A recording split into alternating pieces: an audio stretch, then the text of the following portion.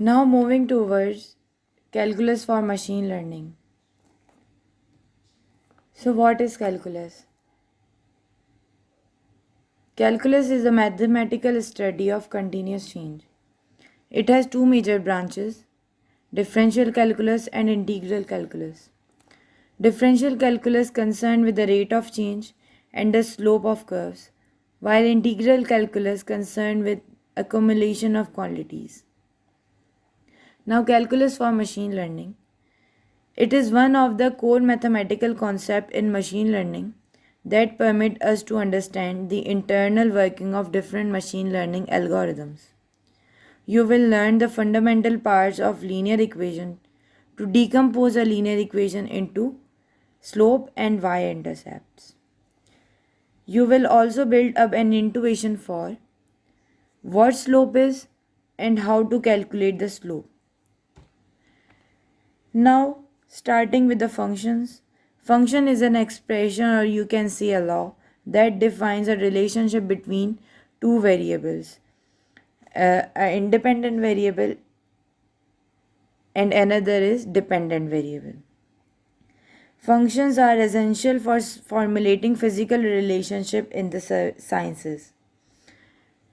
Let's suppose a function f of x is equals to 4x plus 3 and putting the value of x as 2, which gives us 11.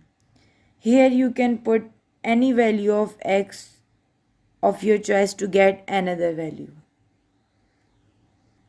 So now linear functions. Linear functions are algebraic equations whose graphs are a straight line with unique values for their slope and y-intercept. The equation of linear function can be written as y is equals to ax plus b, where a and b are any two constants.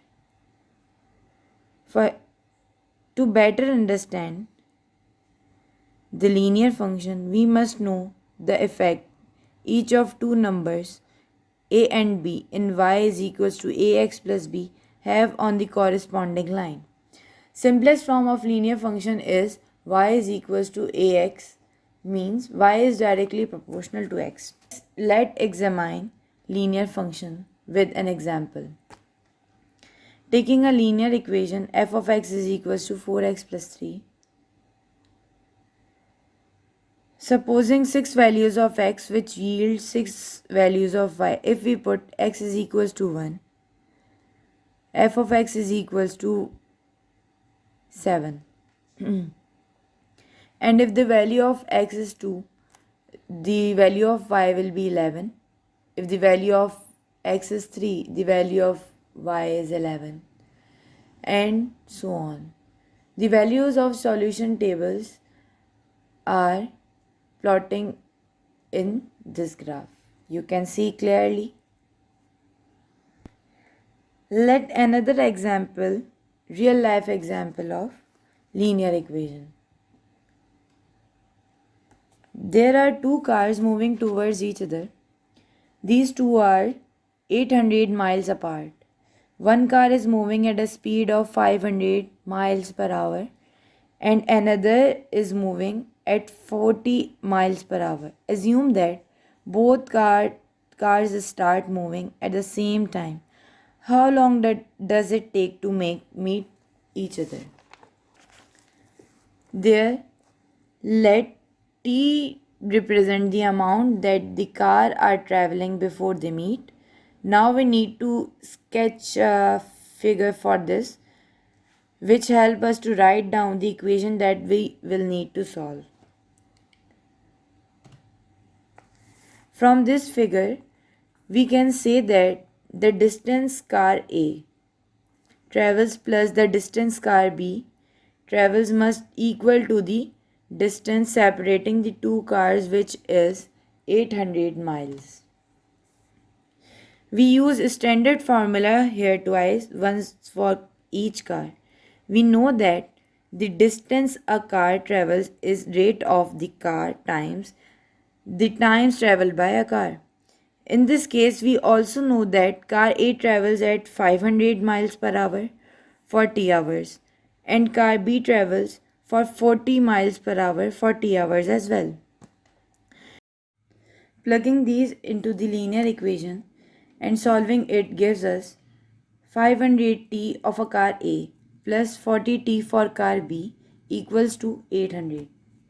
Adding these two together and by simplifying the equation, we got t is equals to 1.48 hours, which means the cars A and B travel 1.48 hours to meet. So, nonlinear functions. The nonlinear means a graph is not a straight line. Mostly, the graph of a nonlinear function is a curve whose direction constantly changes. We will discuss three nonlinear functions: a quadratic, a rational, and an exponential and log functions. Quadratic function. Graph of the quadratic function is parabola.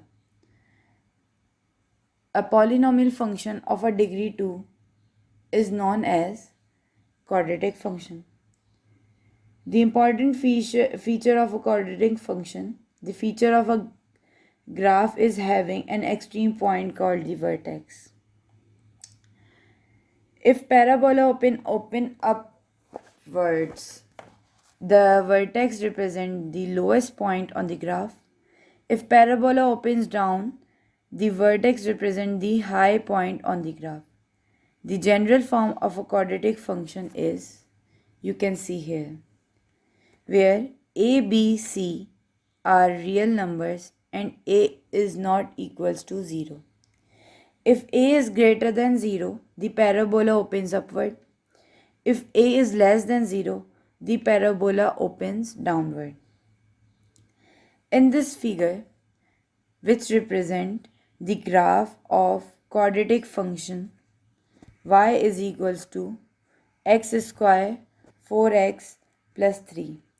In this, the value of a is equals to 1, the value of b is equals to 4, and the value of c is equals to 3. As a is greater than 0, so the parabola opens upward. The axis of symmetry will be minus 2 by putting the values of this specific equation in this formula.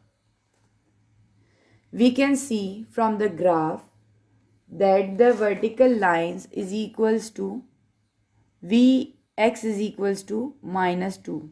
We can see here the dotted orange line divides the graph in the half.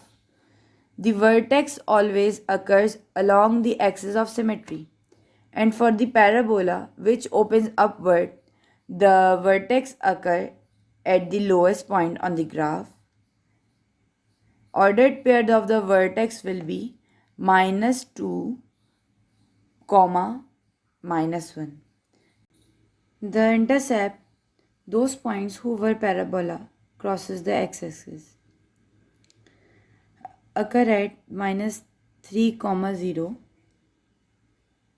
at the left side of line of symmetry and minus 1, 0 at the right side of line of symmetry. Rational function. The rational function is a ratio of two polynomial functions where p and q are polynomials.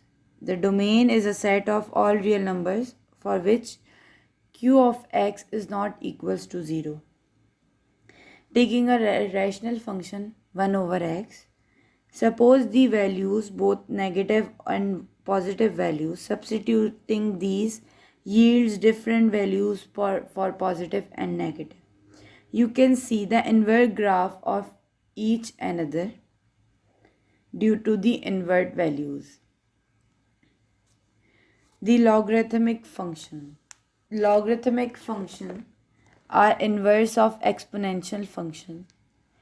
Get familiar with log functions by taking a log function f of x is equals to log 3 of x. Just for the sake of understanding, just convert the statement into log is an exponent instead of f of x is equals to log 3 of x. So the f of x is equals to log base 3 of x will be x is equals to 3 onto f of x. What if I put here a 1? So what power of 3 will give me 1? So it's 0 will give me 1. What if I put here 3? What power of 3 gives 3 to me? It's 1. What if I put 9 here? So what power of 3 give me 9 to me? It's 2. Let's talk about negative power. What if I put here 1 upon 3? So what should be the power which gives 1 upon 3? It's obviously minus 1.